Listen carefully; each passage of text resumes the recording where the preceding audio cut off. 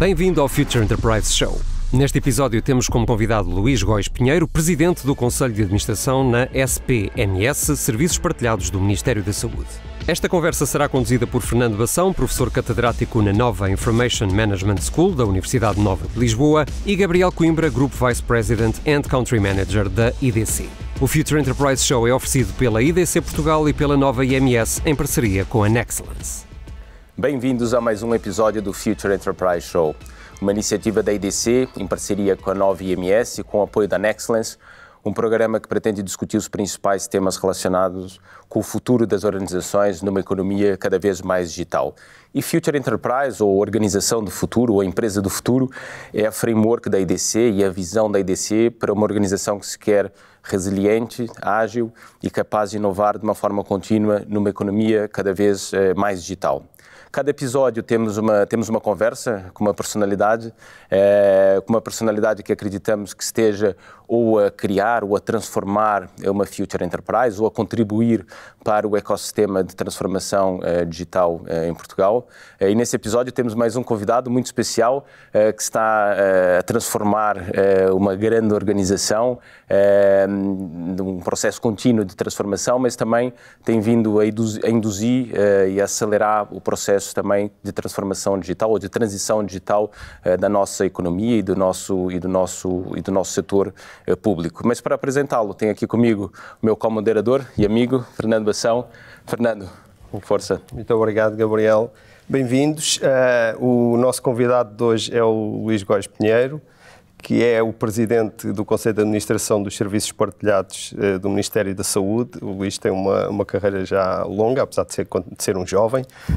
Já foi secretário de Estado adjunto e da Modernização Administrativa. Teve muitas outras, a sua carreira profissional é composta por muitas outras etapas, mas algumas que são importantes para a nossa conversa de hoje estão relacionadas com o seu envolvimento no programa Simplex e em algumas medidas muito conhecidas como a Empresa na Hora, a Casa Pronta, enfim, uma série de esforços que têm vindo a ser feitos ao longo dos últimos anos pelo Estado para simplificar a sua relação com o cidadão. E o Luís tem estado, em muitas circunstâncias, no centro deste esforço e dessas iniciativas.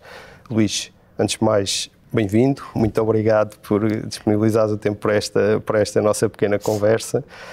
A primeira pergunta é uma pergunta que nós fazemos mais ou menos sempre aos nossos convidados e que tem que ver não com a tua carreira profissional, mas contigo e com aquilo que consideras ser as principais características, as tuas principais características que marcaram a tua carreira profissional ao longo do tempo. Olá, obrigado pelo convite para estar aqui. Eu acho que mais que as características, eu sei que não estamos aqui a falar da carreira, mas mais que eu acho que tive muita sorte ao longo da vida e na minha vida profissional seguramente, e portanto tive a sorte de me cruzar com líderes que me ensinaram muito e portanto se a qualidade de ser um bom aluno é uma qualidade relevante, de facto eu acho que a tenho, porque aprendi muito tive a sorte de me cruzar com grandes líderes e de aprender muito com eles, e isso acompanhou-me durante quase toda a minha vida profissional, diria mesmo quase toda. E, portanto, isso é uma sorte, não é? Porque nós nem sempre escolhemos quem nos dirige, quem nos ensina, quem nos comanda. E, portanto, nas vezes em que não escolhi, em que me escolheram, a sorte acompanhou-me e eu tive a oportunidade de aprender muito com eles. E depois também tive a sorte de conhecer pessoas muito inspiradoras, colaboradores extraordinários que alavancaram muito daquelas que eram as minhas ideias e a minha vontade de dar o meu contributo. E, portanto, acho que ninguém consegue fazer nada sozinho. E, portanto, algumas características que me reconheço, designadamente alguma obsessão por atingir objetivos e por outro lado também alguma criatividade, cairiam completamente no vazio se não tivessem sido acompanhadas destes dois ingredientes. A sorte de me ter cruzado com grandes professores e a sorte de me ter cruzado com grandes profissionais que ajudaram a concluir tarefas, muitas delas absolutamente épicas.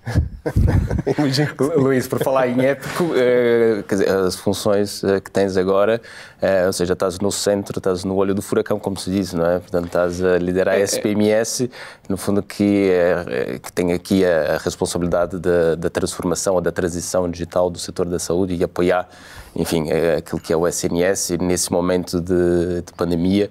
Como é que vês o setor hoje e qual é o papel do digital? Queres contar um pouco como é que tem sido esse último ano? Tem sido um ano de tranquilo, não tem tido absolutamente nada, não é? Portanto, tem sido, de facto, este ano, a pandemia apanhou-nos a todos com a violência que sabemos, não é? Com a violência, com a surpresa, virou as nossas vidas todas do avesso. E a SPMS tem tido, de facto, esse papel de estar no centro do que vai acontecendo na medida em que a tecnologia é transversal.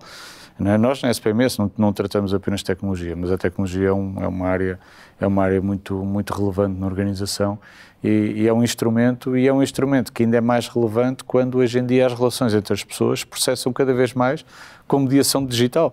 A própria pandemia impôs isso, acelerou esse processo. Sim. E, portanto, a SPMS tem procurado, na medida do possível, responder às necessidades, criando soluções novas a uma velocidade que não era muito habitual na administração pública. E soluções que são, no dia em que entram para o mercado, entram quase para o todo nacional no mesmo momento, portanto, com um nível de escrutínio e de exposição de pressão que também são invulgares. E, portanto, desse ponto de vista tem sido um desafio muito grande. Mas também é um desafio que nos dá alguma esperança, confesso, na medida em que este momento de adversidade tem-nos ensinado a todos, tem-nos dado a todos grandes lições, não só no setor da saúde, acho que na sociedade em geral e na sociedade global em geral. Acho que o mundo inteiro está necessariamente a repensar-se em função daquilo que aconteceu neste último ano e meio. E o setor da saúde e o setor do digital na saúde em especial, e em especial em Portugal, também está a fazer. E tem uma grande vantagem que eu acho que nós não podemos ignorar, é que se formos capazes de aprender com essas lições, designadamente com uma delas, é que o nível de aceitação de um conjunto de ferramentas digitais que hoje há no setor da saúde, ou que há na sociedade em geral, é completamente diferente daquilo que havia há um ano e meio atrás. E, portanto, o contexto cultural que hoje temos de relação com a tecnologia, de relação com o teletrabalho, de relação com a prática de serviço e de atos à distância, é hoje completamente diferente. Demos um salto de quantos anos em termos de... Isso nunca saberemos, não é? Mas que demos um salto. Sim. E demos um salto não tanto pela novidade tecnológica do que apareceu, mas pela novidade da utilização das ferramentas. Hoje é vulgar as pessoas terem uma teleconsulta, deixou de ser algo feito por nicho, passou a ser normal, as pessoas relacionarem-se à distância com o setor da saúde. As teleconsultas existem no setor da saúde há mais de 2 décadas, portanto, demonstra que não é a tecnologia que é nova, o que é nova é a mentalidade, é a cultura. E num contexto cultural desses, alavancado agora com o financiamento do Plano de Recuperação e Resiliência, que foi, aliás, aprovado na semana passada e, portanto, muito recente, mas muito estimulante. Eu acho que temos condições para, aí sim, dar um salto muito acelerado na direção de um futuro que se previa mais longínquo do que muito possivelmente será, tendo em conta estes 2 contextos, ou seja, cultura, que é essencial, é provavelmente o maior mobilizador, e o dinheiro, porque é o combustível, não é, que nos permite aproveitar este cenário, que é este contexto cultural que é hoje diferente. Luís, tendo em conta que as restrições impostas por esta pandemia acabaram por ser indutoras de uma mudança cultural, até de uma maior criatividade, de uma maior liberdade na abordagem de diferentes soluções e diferentes possibilidades, nomeadamente no setor da saúde, e tendo em conta também o plano de recuperação e resiliência que há pouco estavas a falar, como é que tu vês o setor da saúde em Portugal nos próximos 5, 10 anos? Como é que tu achas que ele pode caminhar e digamos, em que medida é que este plano pode ter um impacto positivo nesse caminho? Eu acho que é muito importante ter objetivos e saber para onde queremos ir, não é? Porque esse é o vetor que empurra. Depois a velocidade com que se chega lá é que vai variando em função do contexto e da capacidade de alocarmos os recursos à persecução desses objetivos. Eu acho que tem que haver um objetivo claro para todo o setor. O o conceito de unidade de saúde tem que ser cada vez menos fechado em quatro paredes e cada vez mais um conceito mais difuso de recursos que estão disponíveis para servir as pessoas, onde quer que eles estejam. E nem sempre esse contacto, umas vezes o contacto entre as unidades e os utentes, ou entre os profissionais de saúde e os utentes, que são coisas diferentes. As unidades e os profissionais de saúde não têm necessariamente que estar sempre no mesmo sítio. Pode ser cada vez mais feita à distância, hoje há condições para isso, e pode ser cada vez mais criterioso o momento em que esse contacto não tem que ser feito à distância. E, portanto, para isso é preciso ir a partir daquilo que eu disse há pouco, ou seja, desta mudança cultural e desse caminho. Portanto, para mim, acho que é absolutamente indiscutível que devemos limitar ao mínimo, procurar limitar ao mínimo, o contacto entre profissionais de saúde e utentes que não precisam desse contacto presencial. E serão muitas das situações em que isso se verifica. E isso é bom para as pessoas, é bom para os profissionais de saúde, é bom para o sistema. É bom para todos. E é bom para todos porquê? Porque a maior parte de todos nós já tivemos relacionamento, infelizmente, em muitos casos, noutras vezes até felizmente, porque fruto, por exemplo, da parentalidade, contacto regular com unidades de saúde.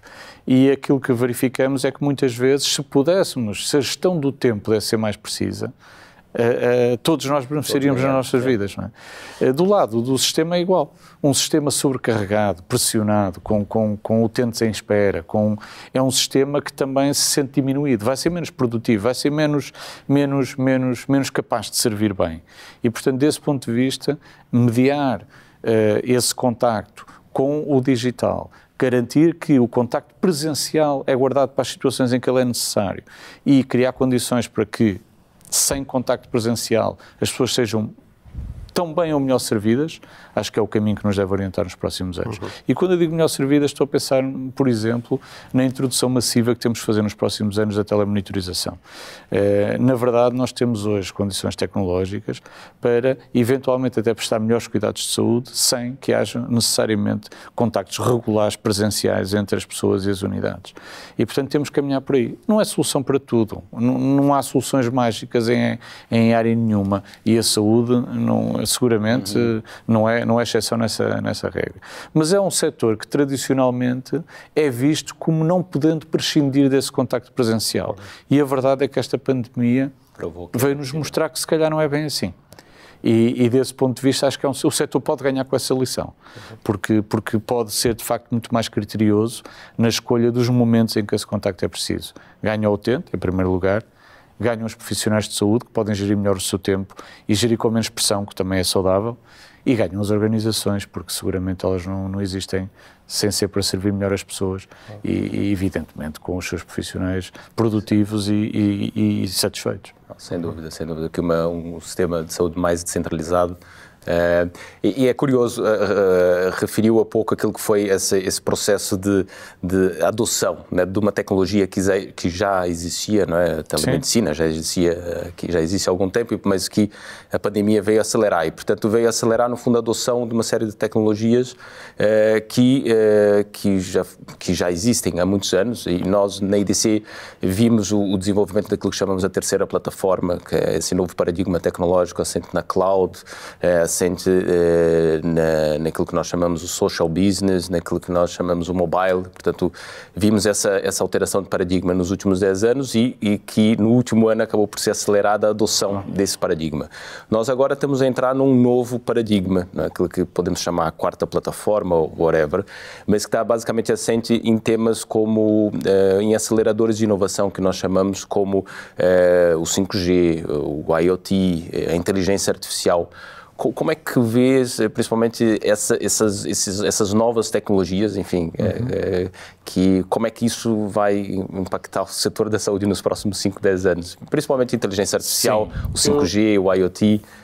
Os cabelos brancos vão-nos dando, não é só a marca é a marca do tempo, que significa que também já vimos algumas coisas, não é? E por isso eu há pouco estava a dizer e disse exatamente por causa disto. As tecnologias que nós temos visto nos últimos tempos, que têm vindo a generalizar-se, são tecnologias que estão aí Há anos, quer dizer, as reuniões, nós não fazíamos reuniões por videoconferência, não era por falta de plataformas que nos permitissem ter reuniões por videoconferência. Eventualmente as plataformas hoje estão mais eficientes e estão mais capazes, mas quer dizer, não era por falta de meios tecnológicos que elas não eram feitas. E hoje todos nos questionamos como é que passámos tantas horas em reuniões presenciais e a deslocar-nos fisicamente entre cidades no país, quando afinal era tão simples reunir-nos à distância. Portanto, e o que é que eu quero dizer com isso? Quero dizer que ao fim destes anos, e olhando para trás, percebemos que muitas vezes as soluções para os problemas das pessoas estão aí há anos. E nós temos sempre tendência a achar que a solução está ao virar da esquina, quando muitas vezes ela está aí nas nossas costas. Já passámos por ela e desvalorizámos a sua relevância. E, portanto, eu acho que se calhar nos próximos 5 anos, sem prejuízo de, evidentemente, eu acho que o Estado tem uma obrigação nessa matéria, de estar sempre atento às franjas da tecnologia e de experimentá-las, porque também tem essa obrigação, tem a obrigação de não ficar de fora, não ficar só à espera de ver o que é que o setor privado encontra e se funcionou lá, então vamos experimentar cá. Não, o Estado tem uma obrigação de estar na linha da frente com os privados a experimentar coisas novas, até porque o Estado tem essa capacidade. Pode, de facto, alocar uma parte dos seus recursos nesse caminho. Mas não vai ser seguramente com as franjas que nos curto prazo se vai mudar o mundo. E, portanto, eu acho que a inteligência artificial está aí no nosso dia-a-dia. Isso aí, nós é que tendemos a pensar nela muitas vezes, a pensar em robôs que falam, ou que andam e que interagem. Mas, na verdade, quando ligamos o motor de busca, quando hoje em dia poucas são as ferramentas que não têm de alguma forma, que não usem alguma tecnologia que assenta no machine learning ou em outras tecnologias vulgarmente conhecidas como inteligência artificial. Mas não acho que seja por aí que vai dar o grande salto, embora, atenção, nos próximos 5 anos passam no instante, não é? 10 anos, acredito que sim, acredito que cada vez mais, em termos de apoio à decisão, a inteligência artificial possa dar aí um salto. No apoio ao diagnóstico, com tratamento de dados de imagiologia, no tratamento até de informação em linguagem natural dos relatórios médicos. Há sempre caminhos onde a inteligência artificial poderá dar um contributo. Não sei se será tão revolucionário como será a adoção de tecnologias que já têm 20 anos e que têm estado na prateleira em vez de estarem no dia-a-dia das pessoas. Acho que esse vai ser mais transformador. Ok, muito bem. Luís, eu queria voltar àquela questão do impacto da pandemia e por aí. Portanto, com esta pandemia tivemos restrições, essas restrições obrigaram-nos a adotar tecnologias que, como já disseste, estavam disponíveis há bastante tempo, mas tivemos mesmo que as adotar. Eu penso que, na verdade, estas restrições impostas pela pandemia, o que fez foi com que aquilo que são as dificuldades ou os pontos menos positivos dessas tecnologias que estão disponíveis passaram a ser aceitos como um facto da vida, ou seja, deixámos de as avaliar como tendo que ser perfeitas, como muitas vezes fazemos para a adoção de novas tecnologias, e aceitámos-las tal como são, tentando melhorar um pouco a sua performance, a sua integração nos nossos processos de trabalho e de serviço. A inevitabilidade trouxe a tolerância. Exatamente, é isso mesmo. A inevitabilidade trouxe a tolerância para com as limitações destas ferramentas. Isso parece ser um aspecto muitíssimo importante na questão da adoção. Mas a pergunta é, e agora caminhando para a frente, vamos voltar ao que era ou as coisas já não vão voltar a ser como foram antes? Nunca mais voltarão a ser como foram antes. Eu acho que a história, pelo menos a história do nosso tempo de vida, não é? Porque nós temos tendência a achar que vivemos muitos anos, não é? Porque é o nosso percurso e, portanto, naturalmente que o valorizamos de uma maneira diferente que valoriza o planeta, que está cá há milhões de anos e que milhões há de estar, não é? Mas no nosso tempo vai haver um período antes desta pandemia e depois desta pandemia, não é? Marcado pelo salto, pela alavancagem que foi dada na adoção de tecnologia. Acho que muito do que se falou durante anos sobre a adoção do conjunto de ferramentas foi aceleradíssimo durante este ano. E foi aceleradíssimo até por aquilo que diziam há pouco, não tanto pelo facto de é evidente que nunca mais vai haver tantas reuniões presenciais como houve. Nunca mais vamos ter eventos que são apenas presenciais. Ou seja, há toda uma mudança na relação com o digital que era previsível que viesse a acontecer, que agora vai passar a ser absolutamente o nosso cotidiano. Isso é absolutamente inquestionável. Mas o que mudou foi essa capacidade de as organizações perceberem que têm que ser muito mais capazes de entregar depressa, e isso as organizações da área das TICs passou a ser absolutamente indiscutível, a necessidade de entregar para amanhã, a necessidade de entregar para amanhã bom, não é? E a necessidade de corrigir em movimento a uma velocidade muito grande. No setor da saúde isso passou a ser absolutamente evidente, mas não só, porque não foi só o setor da saúde que teve isso, e não foi só o setor público, aconteceu o mesmo com o setor privado, acabámos de falar nisso. A velocidade com que as grandes empresas de tecnologia procuraram aperfeiçoar as ferramentas que tinham, permanentemente com lançamentos de novas funcionalidades que poderiam vir em resposta das necessidades que os novos utilizadores foram sentindo, também mudou a forma de trabalhar. Quem esteve no setor que evoluiu de forma muito significativa neste último ano e meio, mudou a forma como trabalha. E, portanto, muito mais criativo, muito mais inovação, mas inovação logo para entrega, não é inovação para agora vamos ver como é que... Entregar. É para entrega e, portanto, é essa mentalidade eu acho que vai ficar durante bastante tempo e provavelmente vai se enraizar e vai-se transferir para o todo da sociedade. Com as consequências boas e más que daí tem, que nos obriga a todos a ter um cuidado, que é o de não deixar ninguém para trás. Porque este novo mundo é um mundo que seguramente não será menos competitivo que o anterior. E seguramente não será menos promotor de exclusão do que o anterior. E, portanto, a obrigação depois da sociedade é garantir que os menos aptos a competir num mundo que vai ser mais competitivo não ficam para trás. Pois esse é um grande desafio, não é? Nós de facto estamos não numa era de mudança, mas estamos a mudar a era, não é? Estamos a entrar num novo paradigma económico, tecnológico, social. É de facto um desafio não deixar ninguém para trás, até porque nós o que temos visto é que aquelas nações, sociedades que têm maior maturidade digital, têm sido capazes de acelerar mais rápido e ultrapassar, no fundo, o desafio da crise, quer seja sanitária, quer seja económica, não é? Portanto, há aqui um desafio enorme e é um desafio que, de facto, exige uma outra aceleração, outra velocidade, como Luís dizias há pouco, exige, de facto, outra velocidade. E agora, com o PRR, imagino que ainda vamos ter aqui mais combustível para acelerar ainda mais.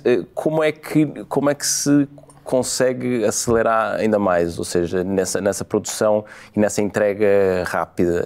Eu acho que é reinventando-nos, ou seja, porque nós durante a pandemia necessariamente tivemos a olhar para o curto prazo, não é? E nós, ainda que eu falo pela SPMS, nós tivemos sempre uma preocupação que, na medida do possível, de que as entregas do curto prazo fossem enquadradas numa visão de médio prazo.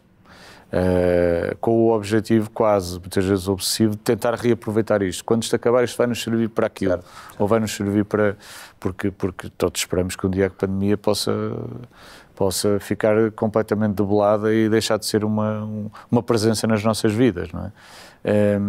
Mas eu acho que a diferença vai ser essa, ou seja, é começar a investir de facto com tudo o que aprendemos, no contexto que agora temos, procurar provocar transformações que são mais profundas e mais sólidas, não é? Porque o curto prazo tem esse problema muitas vezes, que é, se não for muito bem enquadrado em programas de mais longo prazo, corre o risco de ser apenas para a criação de coisas efêmeras, que claro que no meio do efêmero depois vem uma peneira e há meia dúzia que ficam e que florescem, mas não. Pois, porque o PRR traz aqui, ou seja... eu imagino que grande parte do PRR seja para também fazer a tal transição digital que vocês têm feito, não é? O da transformação digital na área da saúde tem 4 pilares, o PRR. O primeiro é o das infraestruturas, que é evidente, que em muitos casos precisam necessariamente ser robustecidas. E a nossa preocupação principal no curto prazo vai ser elevar a nossa capacidade de armazenamento de dados. Porque isso é importante para o presente, mas é muito importante para o futuro. E há muito dado que nós não aproveitamos, que deitamos fora, que se torna, porque o custo quando o armazenamento é tendencialmente limitado, deixa de valer muito a pena. E a utilidade do dado não é imediata, temos tendência a desprezar. O nosso caminho vai ser o contrário, vai ser de dotar-nos de capacidade de armazenamento muito superior àquela que temos hoje, com o objetivo de guardar tudo o que pudermos, porque seguramente que vai ser útil. Seja, não se podemos juntar a ver agora em quê, mas vai ser útil de certeza. Estão a ver os dados não como um custo, mas sim como um valor que pode ser... Tem que ser guardado e que tem que ser estimado. Depois, evidentemente, que temos que pensar pensar no passado, não é? E, portanto, nós temos um passado muito atomizado, com muitas unidades locais que precisam de centralização, portanto, a parte infraestrutural também vai ter esse caminho de maior centralização, em menos unidades, mais robustas, com outra capacidade de lidar com problemas, que também é relevante. No caso dos sistemas de informação, há 2 pilares, dos sistemas de informação mais dirigidos aos profissionais e outros para os cidadãos. No caso dos profissionais, a prioridade vai ser claramente a maior mobilidade dos profissionais, portanto, mais teletrabalho. Tem que ser possível. Hoje acho que todos ficamos com a certeza de que quanto maior for a mobilidade profissional, maior será a capacidade que ele terá de compatibilizar a sua vida laboral com a sua vida pessoal, seja ela familiar, seja ela individual, e isso é essencial. E, por outro lado, com a telesaúde, com a possibilidade de ele ter ferramentas que lhe permitam lidar com os utentes à distância.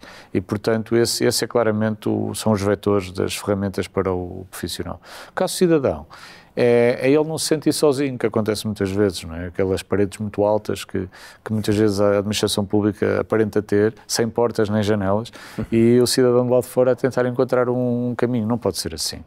E o digital aproxima das pessoas, mas nem sempre aproxima da melhor maneira. E eu estou a falar das pessoas com literacia digital, não estou a falar das outras. Todos nós já passámos demasiado tempo à procura num site de um qualquer organismo da administração pública onde é que está aquilo que queremos, não é? Porque muitas vezes as ferramentas estão lá, até ouvimos na comunicação social que estão disponíveis, mas depois encontrá-las. Muitas vezes não é amigável essa utilização. E acho que esse é o caminho que temos que fazer, ou seja, e no PRR está prevista a criação de uma plataforma omnicanal que efetivamente acompanhe o cidadão, tirando partido de tudo o que aprendemos com o SNS 24, no caso do canal telefónico, que hoje é mais do que isso.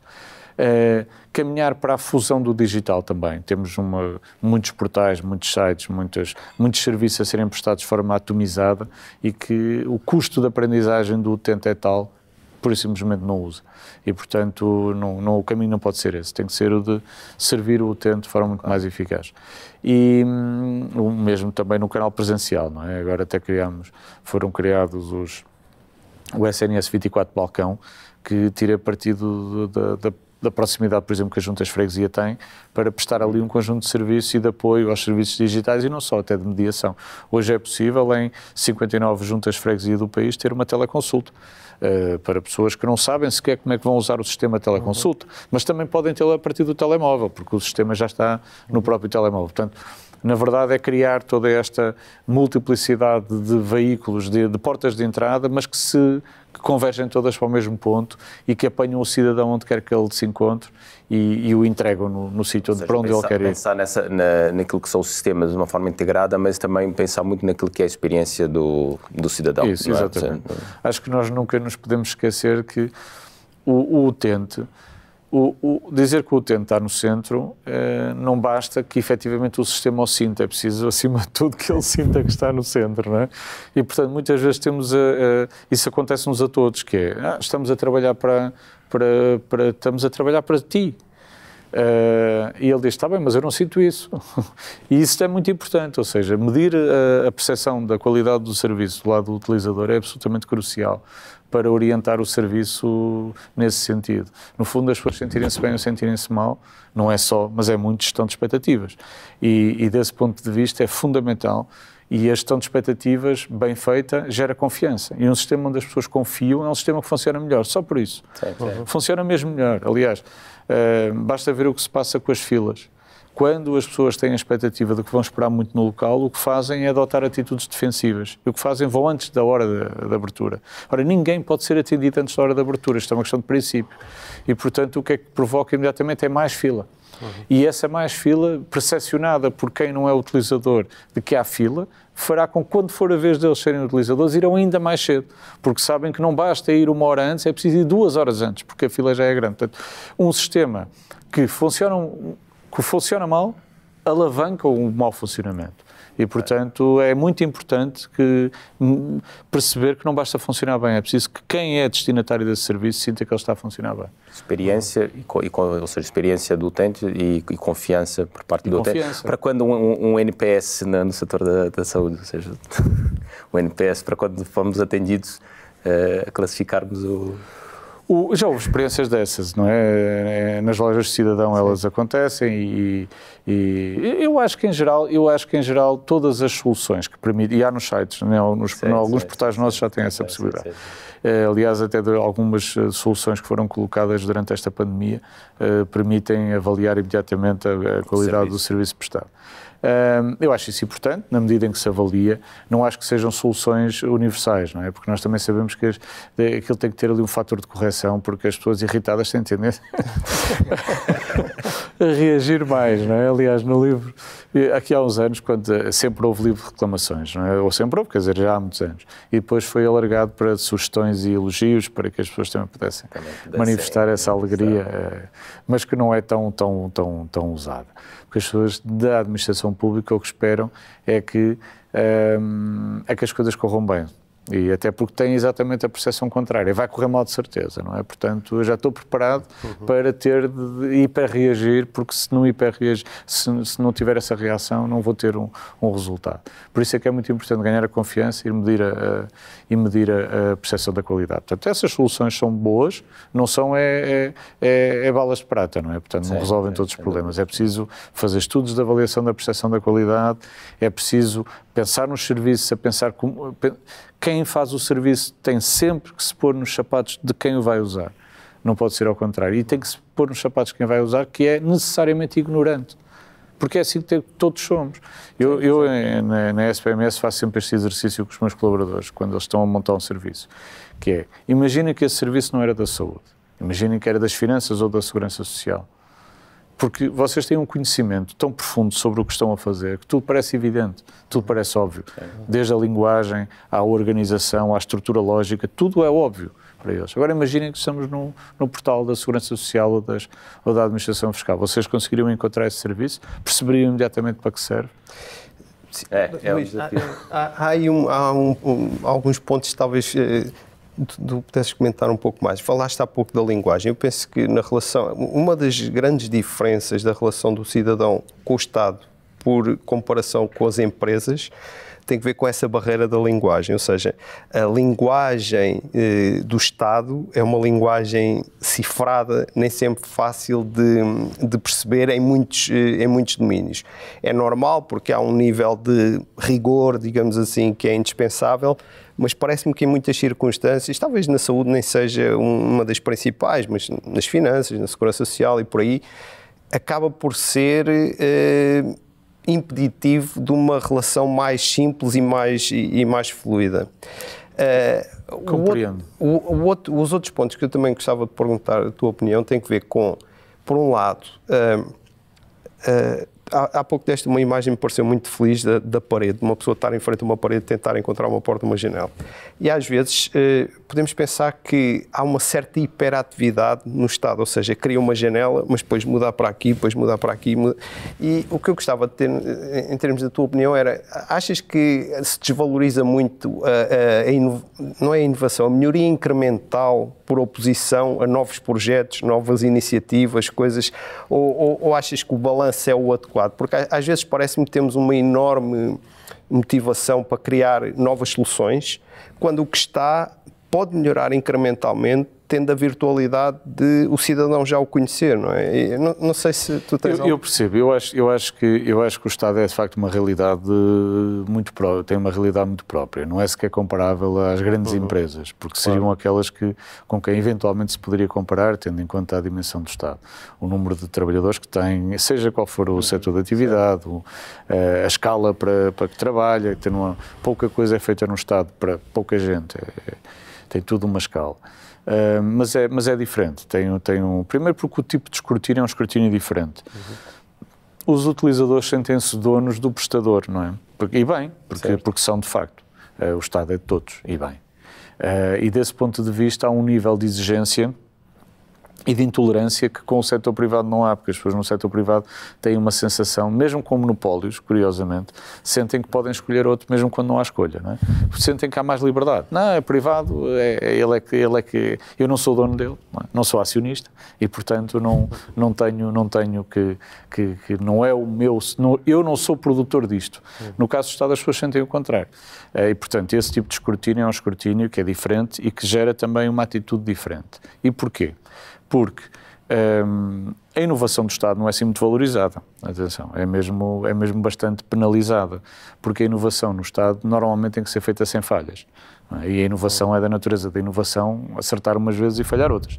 E esse tipo de raciocínio no Estado não existe com essa dimensão. A experimentação não é muito bem recebida. A inovação, eu se calhar expliquei mal, a inovação é bem recebida desde que não se falhe. Exato, desde que esteja perfeito. Desde que acerte sempre, não é? Mas é verdade, é mesmo assim. E é assim porquê? É assim porque o nível de escrutínio é um escrutínio que o privado não tem, não é? E portanto, sabemos, quem há muitos anos gera serviços no Estado, que todas as imperfeições vão ser notadas e exploradas e as virtudes menos valorizadas. Exatamente, menos valorizadas. Mas faz parte da natureza da forma como se processa. Acho que aqui a forma de fazer evoluir isso, porque o Estado precisa que isso evolua, precisa para que tenha menos medo de inovar e precisa para que tenha menos medo de fazer inovações incrementais. Porque depois o que é que acontece? Como há este conservadorismo, porque o risco de falha, a penalização do risco é incomparavelmente superior à remuneração do mérito, não é? Ou seja, o risco é aconselhar a não mexer, porque o erro é muito penalizado e o acerto é pouco remunerado. Os saltos são quase sempre de grande escala. Quando os políticos, e daí o peso, e o Estado é demasiado verticalizado, o peso de algum novo dirigente político ou dirigente da administração que resolve, não, eu quero mesmo fazer isto, e então, em regra, há um projeto novo com uma dimensão nova e dá-se um salto para uma coisa nova. Ou seja, os pequenos saltos incrementais que vão sendo feitos, evidentemente, mas tem sempre esta componente. Estamos a lidar com um contexto que é sempre conservador, tendo em conta isto. Se falha, é muito penalizado. Se acerta, está tudo bem. É o que era de esperar. É o que era de esperar, exatamente. Mas desculpa, mas deixa-me só dizer uma coisa. Tu achas que há viabilidade ou que seria necessário ter a possibilidade, porque pronto, neste contexto digital nós podemos fazer experiências para partes muito reduzidas do universo que estamos a servir. Eu penso que em geral isso não acontece muito na inovação e mesmo no progresso incremental no Estado. Achas que seria desejável, em vez de estarmos 2 anos a trabalhar num enorme projeto, depois no dia X vai ser libertado para toda a população, tentar trabalhar mais, digamos, num paradigma de prototipagem em contexto limitado e tentando ir aprender. Na verdade, o tema, por exemplo, agora das vacinas até foi um bocadinho assim, não é? Sim. Porque nós começámos com faixas etárias muito limitadas, foram-se aprendendo. Sim, não, ou seja, acho que sim, no sentido em que nós devemos o produto não deve ir para o mercado sem estar desenvolvido. Mas o problema é depois o conceito, ou seja, eu entendo que um produto só está finalizado quando está disponível para todos. Certo. Há quem entenda que ele terminou quando se começa o piloto. Ora, esse é o problema, pois temos muitos projetos, infelizmente, que não saem do piloto, porque não chegam a ter confronto efetivamente com o mercado, nunca chegaram a sair do laboratório. E esses na administração pública também acontece isso, porque a parte difícil não é tanto desenvolver um projeto, os projetos são relativamente fáceis de construir, ou com a prata da casa, ou contratando serviços do setor privado, os projetos da área tecnológica fazem-se. O que é difícil é gerir a mudança dos utilizadores, porque normalmente os utilizadores são muitos. Nós não estamos a trabalhar para um escritório de 20, 30, 40, 50 pessoas. É rara a intervenção que não tem como destinatários, no mínimo, centenas de milhares de pessoas. No mínimo. Às vezes milhões, como essas que falámos agora. Portanto, a necessidade de segmentar, no caso da vacinação ou de outras, resultou de variedíssimas razões, até tecnológicas, para evitar servir mal os que deviam ser bem servidos, com o objetivo de tentar servir todos ao mesmo tempo. Não é? Depois também tem uma componente que a vacinação é conhecida, que é a cadência de chegada de vacinas. É um dado que vai sendo cada vez mais previsível, mas ainda assim incerto. E, portanto, estar, por exemplo, a abrir as agendas até outubro, para que as pessoas possam agendar, ainda que em função da sua faixa etária, pode vir a defraudar as expectativas de quem se agendou, porque efetivamente depois, nessa altura, não há vacinas para esse agendamento, e pode dar e impede que, por exemplo, se possa ir corrigindo com a chegada eventual de vacinas mais cedo do que era esperado, a esse tipo de agenda. Portanto, depois, claro que se conseguirmos trabalhar para faixas de 200, 300 ou 400 mil pessoas é diferente do que trabalhar para 10 milhões. E tecnologicamente é completamente diferente. O tipo de infraestrutura que nós teríamos de ter disponível para servir 10 milhões em simultâneo é provavelmente irracional, porque na verdade iríamos servir mal as pessoas, quando na verdade é mais inteligente segmentar. Pronto, no fundo é isso. Portanto, eu não diria que aí às fases de experimentação o sistema é o mesmo, não é? Estamos a servir a população da forma, lá está, que é percebida pelo utilizador até com melhor qualidade. As pessoas estão à espera da sua vez e aguardam por ela porque sentem a cadência da chegada. Quando se agendam-se para um período de 15 dias a 3 semanas, tendencialmente. E, portanto, há sempre uma noção de proximidade que também ajuda a gerir expectativas. Sim. Não, falávamos há pouco sobre a inovação na administração pública e a verdade é que a SPMS tem feito aqui imensas inovações nos últimos anos e assemelha-se, ao contrário, se calhar, de outros organismos da administração pública, mais como uma espécie de startup. Parece que é uma espécie de startup dentro da SPMS. Como é que vês o ecossistema empreendedor em Portugal? Ou seja, a SPMS tem, enfim, lançado uma série de novos serviços e tem vindo a fazer o seu processo de inovação. Vocês colaboram com startups? Qual é a vossa visão em relação com esse ecossistema? O ecossistema de inovação em Portugal é bastante ativo, não é? Sabemos, não é? Às vezes falta-lhe depois a capital para os problemas,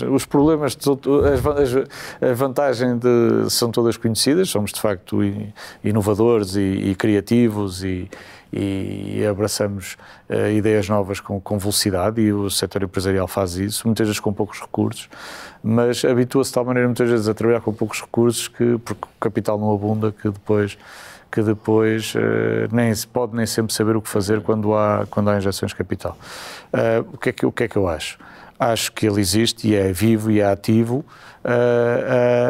e a SPMS participa alimenta, por assim dizer, ou estimula esse ecossistema na medida em que recorre muito ao mercado e, portanto, agora recorre ao mercado em condições de igualdade.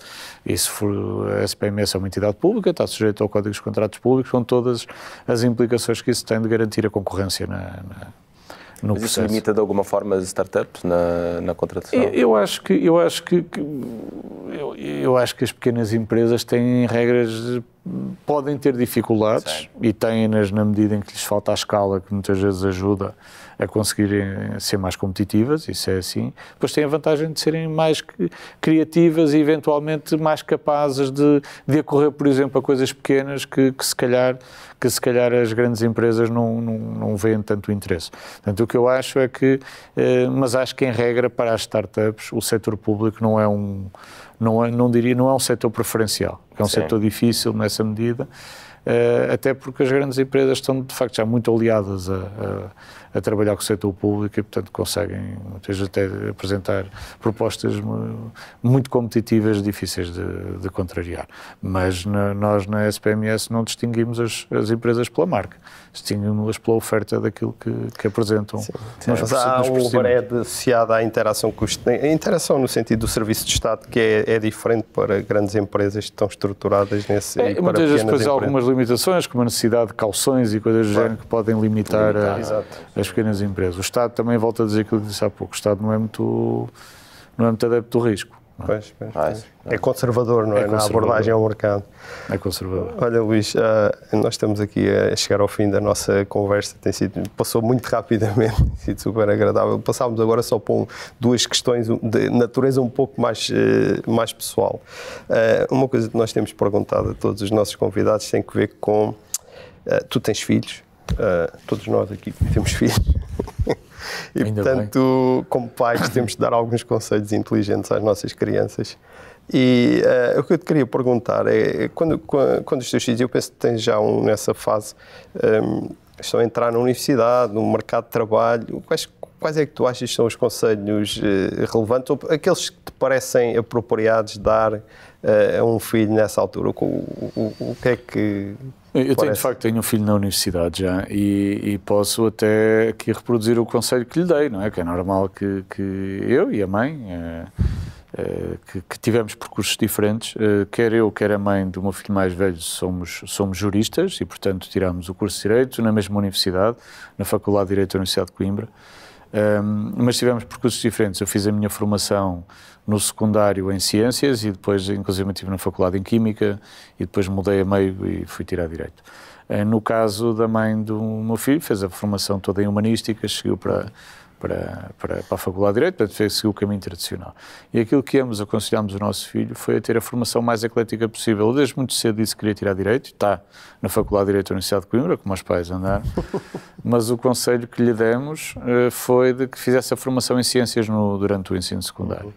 Que não ficasse limitado, por exemplo, nos conhecimentos de matemática, que muitas vezes assim, as pessoas que seguem humanísticas têm, uma vez que a matemática que já existe hoje no secundário, nas áreas mais ligadas às ciências humanas, ainda assim é uma matemática muito menos exigente e muito menos aprofundada do que aquela que é dada na área das ciências. E, portanto, o conselho que lhe demos foi esse, e foi o que ele fez. Ele fez até o 12º ano na área da ciência e depois foi para Direito, como tinha dito, desde sempre queria ser. Ir para Direito por vocação e não como refugiado da matemática, não é? Não, isso sim, isso seguramente. Não, seguramente, mas a ideia, no fundo, o que é que estava por trás deste conselho? O conselho é a necessidade de uma visão mais ampla. É muito difícil saber para onde é que a vida nos vai levar, claro. Não é? E, portanto, mais vale termos os instrumentos mais... quanto maior for o leque de ferramentas, maior será a capacidade somos nós que temos que nos adaptar à vida, não é ela que se adapta a nós, não é? E, portanto, se nós tivermos um leque maior de soluções, seguramente será mais simples a adaptação. Eu andei em Química, não é? Como disse, depois tirei o curso de Direito e, na verdade, o que tenho feito é gestão. Portanto...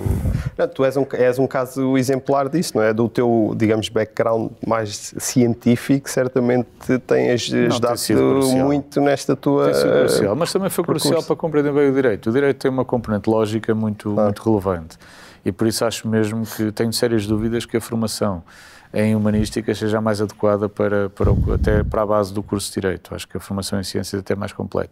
Mas neste caso concreto a ideia base é essa, quanto mais adaptável possível, porque a vida muda a uma velocidade e quanto mais funilar o percurso o mais tarde possível, não é? Ou nunca fazer. Na verdade é um bocadinho como falámos há pouco em matéria de evoluções incrementais, é depois fazer estudos, shots de estudo especificamente para determinados pontos, mas não se especializarem em demasia. Acho que durante muitos anos pensámos que a especialização era o caminho, e podia ser, mas é jogar, é roleta, claro. É roleta, não é? Se o mundo virar para o meu caminho, para aquilo em que eu me especializei, vou ter sorte, vai-me correr bem, mas aumenta muito a probabilidade de correr mal. E nós não temos uma segunda vez, não é? Portanto, já estamos a descobrir que... Não dá para fazer o restart. Não dá para fazer um teste. Luís, então já estamos aqui a descobrir que aquela tua característica, que era a sorte, que referiu que a sorte acompanhou o percurso profissional, no fundo, tinha muitas opções e a probabilidade da sorte bater a porta aumentou. Portanto, é uma questão matemática. Acredito que sim, acredito que isso ajuda. Ajuda a estar mais disponível para receber a sorte. Certo, como, alguém disse que esta coisa de ter sorte tem-me dado imenso trabalho, não é? Para terminar, Luís, ou seja, já deixamos aqui as recomendações para os nossos filhos, agora para nós, mais velhos, sugestões de leitura. Há 2, 3 livros que te marcaram a nível profissional, a nível pessoal. Há um autor de que eu gosto bastante, que é o Kafka. Eu li o Kafka quando era novo e de vez em quando revisito sem grande profundidade, porque Kafka tem uma leitura existencialista muito perturbadora. Já sei de onde é que vieram os muros altos sem janelas. Mas por essa visão, pela estética da escrita, que acho que de facto é de uma mente genial e acho que inspiradora a esse nível, e pela forma absolutamente acutilante com que aponta, no caso do Processo ou do Castelo, essas características da forma como o Estado opera que têm, no fundo, norteado aquilo que eu vou fazendo na vida. E, portanto, identifico muito com ele, nos diversos livros que escreveu. Agora, sim, é preciso ler com conta, peso e medida, porque não faz bem à saúde. Muito bem. Fica aqui a sugestão, Luís. Olha, a conversa foi ótima, ultrapassamos aqui imenso o tempo, mas acho que foi bom. E acho que quem depois nos ouvir também achará. Acho que foi interessante vermos aqui um pouco esse percurso profissional e depois os desafios que o nosso SNS tem e o papel da SPMS. E ficam aqui também as recomendações para os nossos filhos naquilo que vai ser certamente um mundo cada vez mais volátil, enfim, e que temos de estar preparados para ele. Portanto, muito obrigado. Fernando, algum comentário Luís, final? Foi um gosto esta conversa. Muito obrigado mais uma vez pela disponibilidade por estar aqui hoje. Espero que a gente possa repetir daqui a algum tempo para vermos também o impacto do plano, do que se vai fazer. Exatamente, do que vai fazer. Fica combinado. Fica combinado, daqui a uns tempos voltamos a falar. Então, Luís, foi um gosto. Obrigado pelo convite, foi um gosto para mim estar aqui também. Obrigado, Luís. Obrigado. E assim terminamos mais um episódio do Future Enterprise Show, uma iniciativa da IDC, em parceria com a Nova IMS, com o apoio da Nexcellence. Até breve. Obrigado.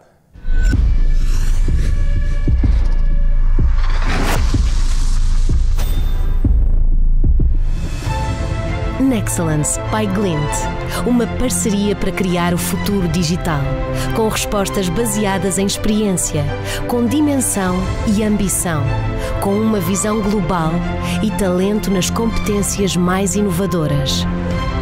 Nexcellence, powered by Glint. Knowledge to empower.